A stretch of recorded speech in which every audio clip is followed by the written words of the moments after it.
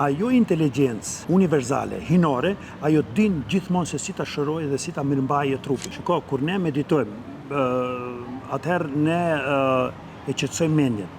Dhe mendja është ai ndërmjetësuesi, respektivisht ajo bariera për të aksesuar atë inteligjencën universale trupore që trupi e ka, siç përmenda më parë, që nga fillimi.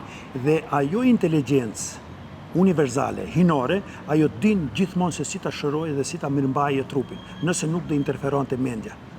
Dhe në çfarë forme interferon mendja? Mendja interferon në formë të programeve, besimeve, bindjeve, traumave dhe para së gjithash nëpërmjet emocioneve të ndryshme që i ka ndridhur njeriu në rrugtimin jetësor, në të kaluarën, traumat e ndryshme që i fsheh, shumë gjëra të pathëna, të panxjera jashtë, ka goditur shumë gjëra brenda, ka ndridhur shkamos, edhe ajo është një energji e cila në një moment të caktuar fillon pastaj të manifestohet si sëmundje brenda trupit. Po, shiko, sepse krijohet edhe një dimension i pakontrolluar i të jetuarit. Do të thonë, kur je nën ndikimin e rrëmujës së emocioneve të ndryshme të ulta, do të thonë të duket sikur gjërat të dalen nga kontrolli. Po.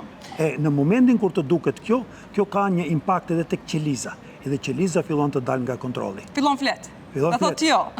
Po, natyrisht dhe fillon edhe përçarja tek qeliza. Dhe qeliza, pavarësisht nga i tërë sistemi, fillon ndarjet e saja dhe fillon të shumëzohet në organizmin e njeriut. Ka shumë logjik kjo që thoni për shkak se Gabor Mati thotë që nëse ju nuk thoni jo, do thotë sëmundja përmes trupit tuaj jo.